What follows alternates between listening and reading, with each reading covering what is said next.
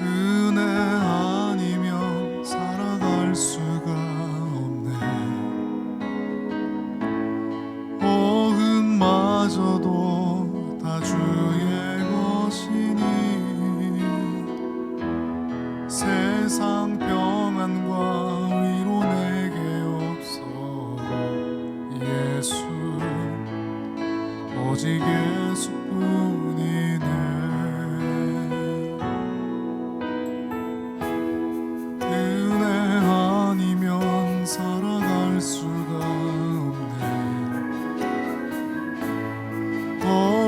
마저도 다 주의 것이니 세상 평안과 위로 내게 없어도 예수 오직 예수뿐이네. 그 신계획 다 볼 수도 없고 작은 고난에 지쳐도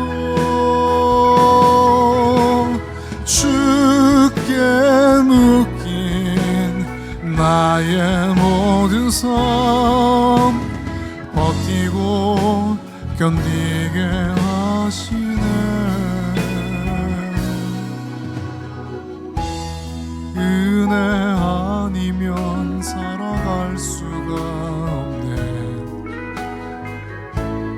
나의 모든 것 다 주께 맡기니 참된 평안과 위로 내게 주신 주 예수 오직 예수뿐이네.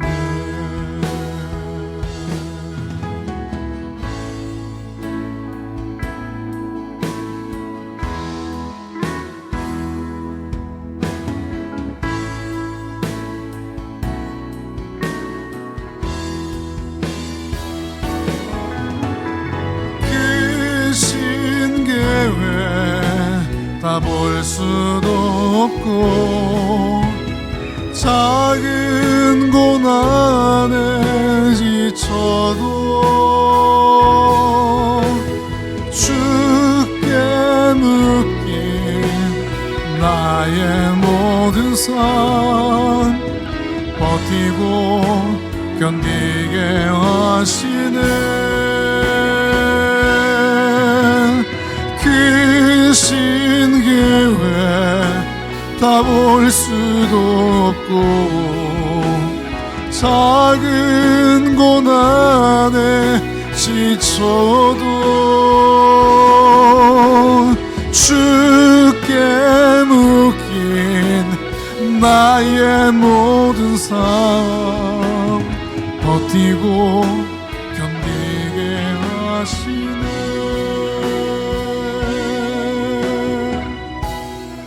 은혜 아니면 살아갈 수가 없네. 나의 모든 것 다 주께 맡기니 참된 평안과 위로 내게 주신 주 예수 오직 예수뿐이네.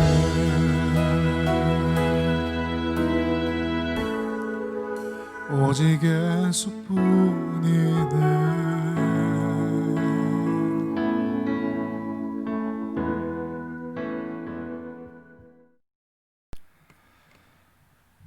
하나님 말씀 함께 보도록 하겠습니다. 마태복음 7장 7절에서 12절까지의 말씀입니다.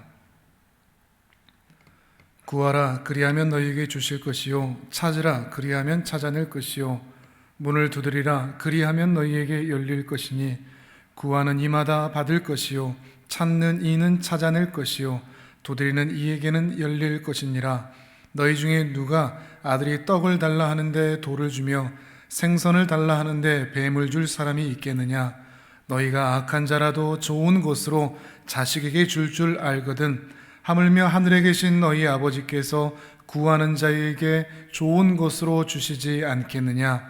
그러므로 무엇이든지 남에게 대접을 받고자 하는 대로 너희도 남을 대접하라. 이것이 율법이요 선지자니라.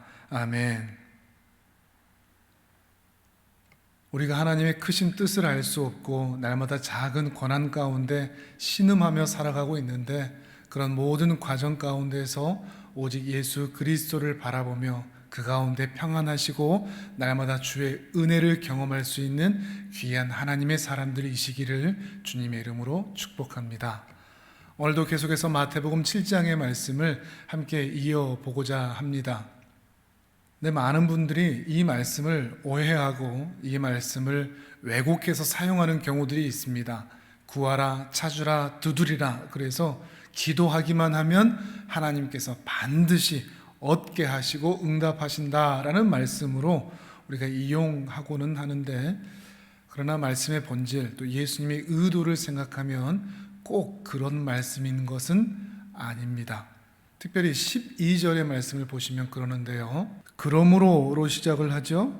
그러므로라는 것은 앞에 있는 이야기들의 결론 같은 이야기라는 것입니다. 그러므로 무엇이든지 남에게 대접을 받고자 하는 대로 너희도 남을 대접하라. 하나님께 어떤 대접을 받고 싶으냐? 하나님께 바른 대접을 받고 싶다면 너희도 사람에게 바른 대접을 하라. 이런 의미가 될 것이고, 이것이 율법이요 선지자니라 말씀을 하십니다. 그 이야기는 오늘 7절에서 11절까지에 있는 이 기도의 내용, 구하라, 찾으라, 두드리라 라는 것은 단순히 기도에 국한된 것이 아니라 율법과 선지자의 의미로서 해석을 해야 한다는 것입니다. 율법과 선지자가 뭐죠? 신약 성경을 보면 특별히 예수님께서 여러 번 강조하신 것 중에 이 율법과 선지자에 대한 이야기를 하신 적이 있습니다.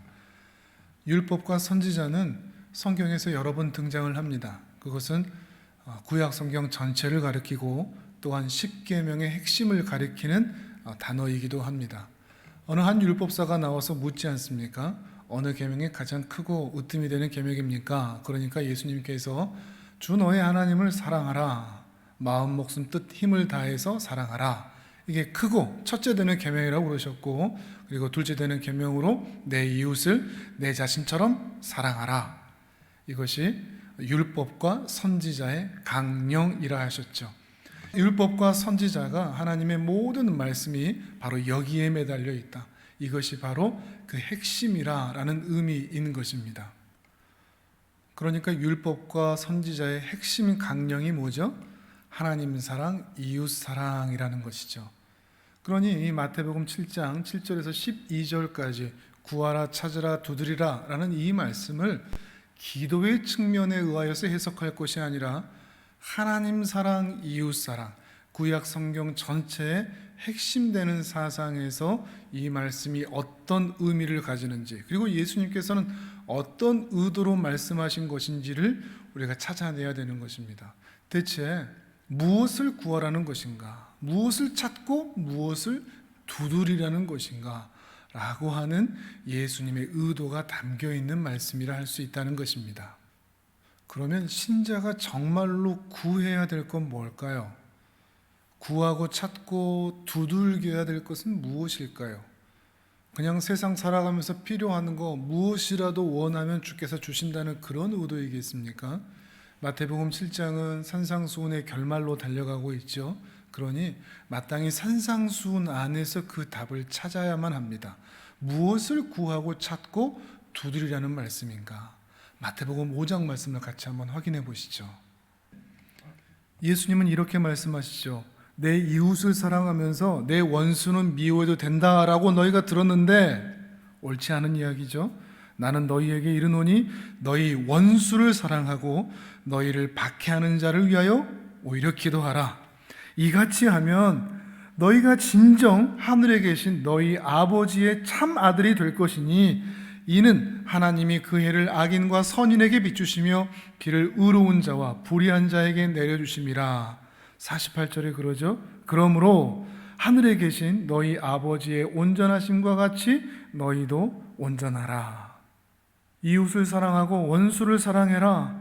그것이 정말 너희가 하늘 아버지의 아들 되는 모습이니 너희 아버지의 온전하심을 너희도 똑 닮아 살아라. 이런 말씀이 되는 것입니다. 이 모든 말씀은 예수님의 말씀이자 예수님의 명령입니다. 바꿔서 얘기하면 우리가 진정으로 바라고 소망해야 할 삶의 모습이라는 것입니다. 우리가 기도하고 구할 것은 바로 이 모습인 것이죠. 하나님께서 그리하셨으니 우리도 원수마저도 사랑할 수 있는, 악인과 선인, 의로운 자와 불의한 자를 구분하지 않고 모든 사람에게 하나님의 사랑을 증거하며 살아가는 것, 그것이 하늘 아버지의 아들 된 자의 삶이며 우리 아버지의 온전하심처럼 너희도 그렇게 닮아 살라고 우리에게 요청하고 부탁하고 계시는 것입니다.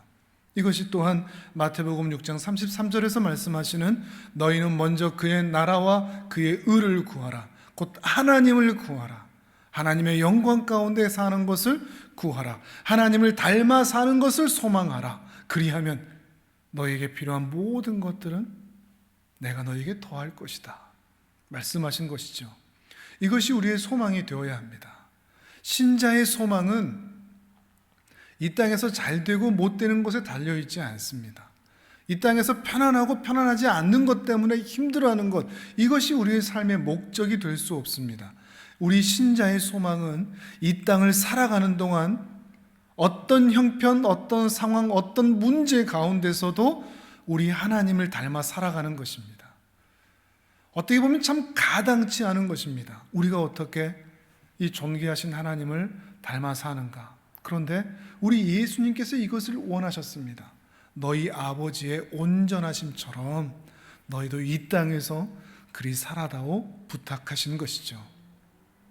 하나님의 형상과 하나님의 성품이 우리의 삶에서 재현되어 나타나는 것, 이것이 하나님의 나라를 구하는 것이며 하나님께 영광 올려드리는 삶이라는 것입니다.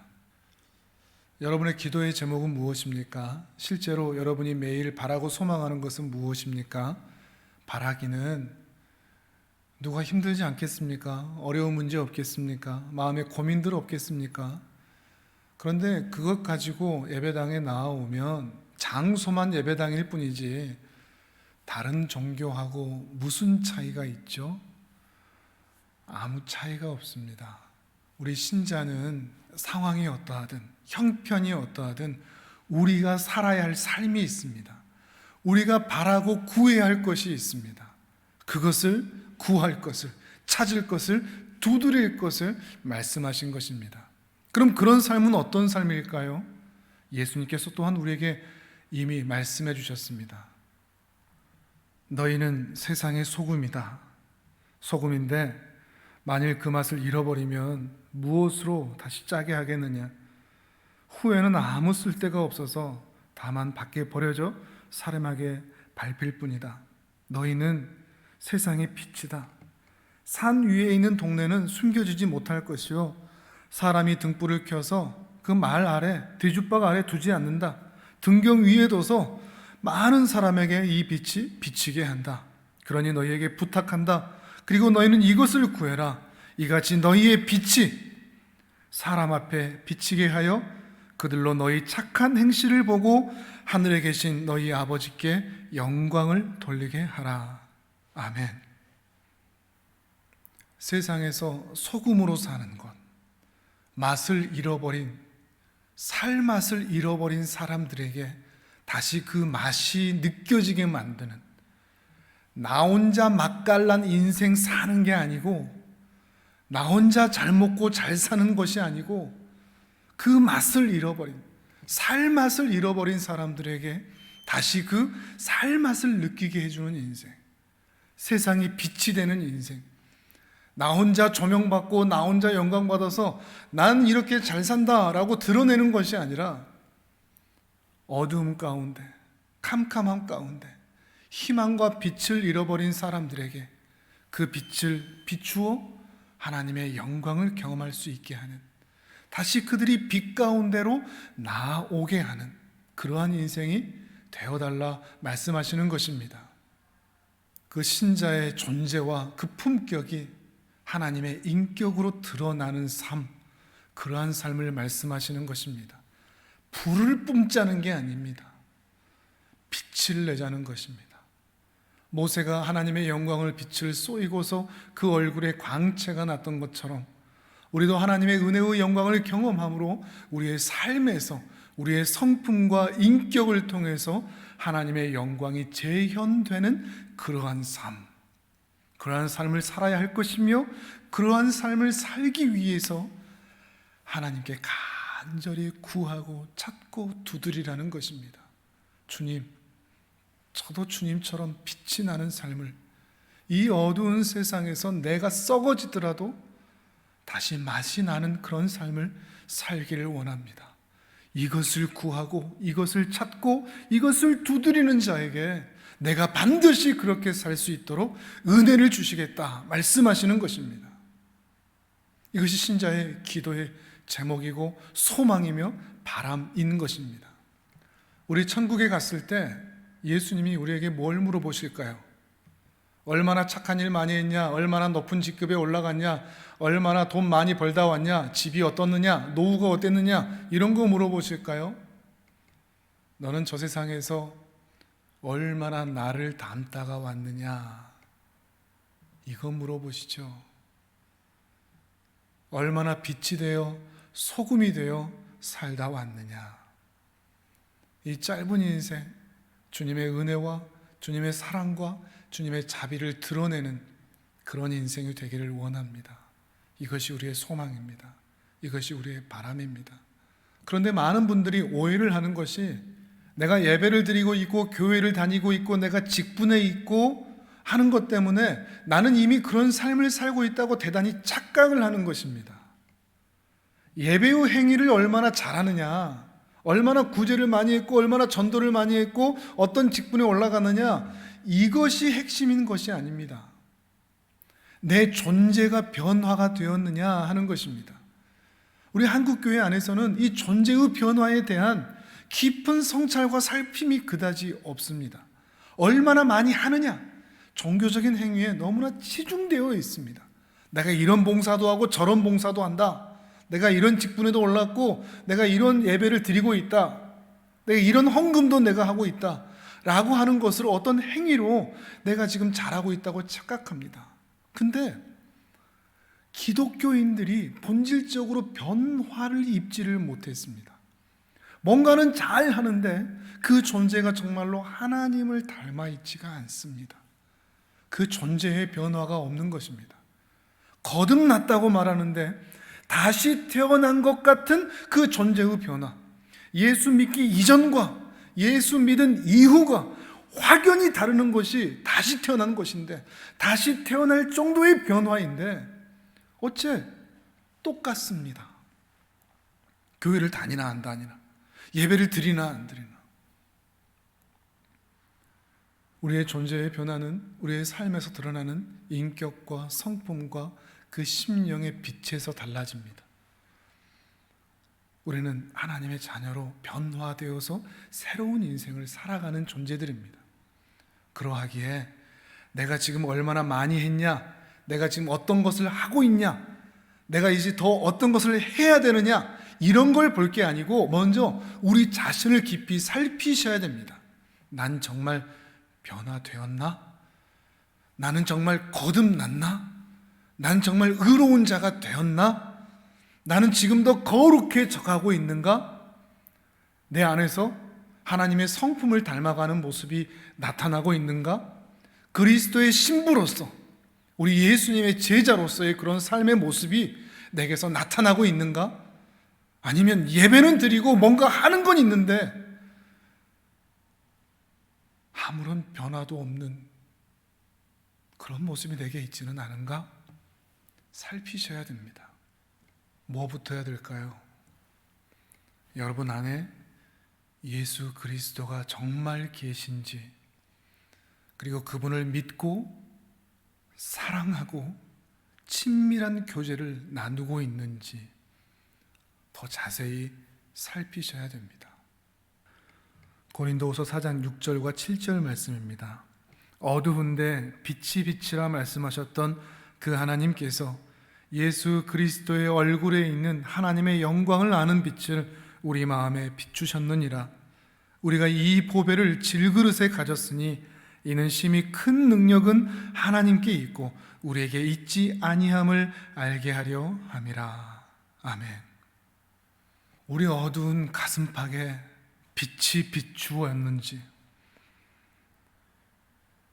하나님의 영광을 아는 빛이 내 안에 있는지, 하나님이 얼마나 영광스러운 분이시고 아름답고 탁월한 분이신지 그 영광을 경험하여 알고 있는지, 그리고 질그릇 같은 우리 인생에 그 보배가 들어와 계시는지, 그래서 그 예수 그리스도가 내 삶의 유일한 능력이 되어 계시는지, 이것부터 살피는 것입니다. 이 은혜를 구하는 우리 귀한 하나님의 사람들 되시기를 바랍니다. 우리가 정말 구하고 찾고 두드려야 될 것은 그 하나님의 영광을 아는 그 은혜의 빛이 내 가슴팍을 비추셨는지 하는 것입니다. 내 안에 정말 보배이신 예수 그리스도가 함께 하시는지입니다. 그리고 그 예수 그리스도를 통해서 내 삶이 변화되어 가고 있는지, 거듭난 존재로 살아가고 있는지, 그리고 이 땅에서 빛으로 소금으로 살아가고 있는지, 그것을 살펴야 될 것이며 또한 그것을 구해야 합니다. 예수님, 제 마음에 빛을 비추어 주옵소서.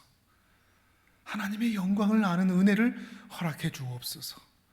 거듭난 신자의 삶을 살 수 있도록 주님, 오늘도 구하고 찾고 두드리오니 우리의 심령에 그 복된 은혜를 허락해 주옵소서.